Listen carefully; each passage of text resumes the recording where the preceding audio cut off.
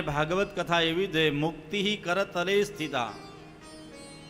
ભાગવતનો આશ્રય કરો એટલે મુક્તિ નિશ્ચિત છે. હું આ સંસારના આવા જવાના ચક્રમાંથી છૂટવું હોય, મુક્ત થવું હોય તો ભાગવતનો આશ્રય સદા રાખવો. સનત કુમારો કહે છે. યાદ રાખો, ભાગ્યોદયથી જ સત્સંગમાં બેસવા મળે છે. હું ખૂબ ભાગ્યનો ઉદય થાય ત્યારે પરમાત્માની કથામાં બેસવા મળે છે, કથા સાંભળવા મળે છે.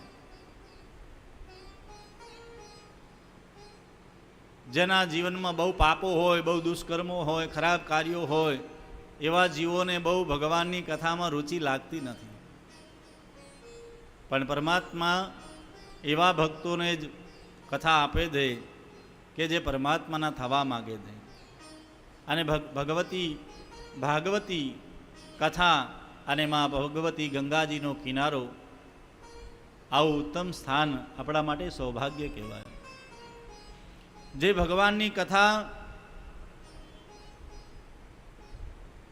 જીવનમાં કોઈ વાર સાંભળતો નથી, એના માટે તો અહીં સોનત કુમારો કહે છે, આ જન્મ માત્રમપી ન સઠે ન કિંચિત ચિત્તમ વિધાય શુકશાસ્ત્ર કથા ન પીતા ચાંડાલવચ્ચ ખરવત વદતે ન નીતમ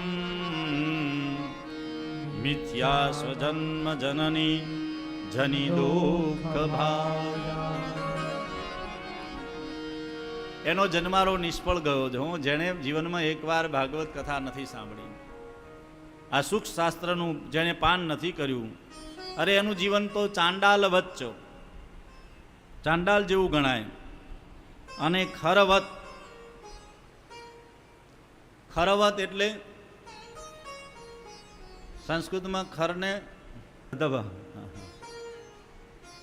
ગધેડો હોય ને એને ગણાય. હું કે આખું જીવન વજન ઉપાડવાનું સંસારનું, પણ ભગવાનનું નામ લેવાનું. હવે જુઓ, એક વ્યક્તિ કે મહારાજ હું ભગવાનની કથા ના સાંભળું તો મને બીજા જન્મમાં ગધેડાનો અવતાર મળે. પેલા મહારાજ કે જો એક જન્મમાં એક જ અવતાર મળે, બીજો પાછો રિપીટ કરતા નથી.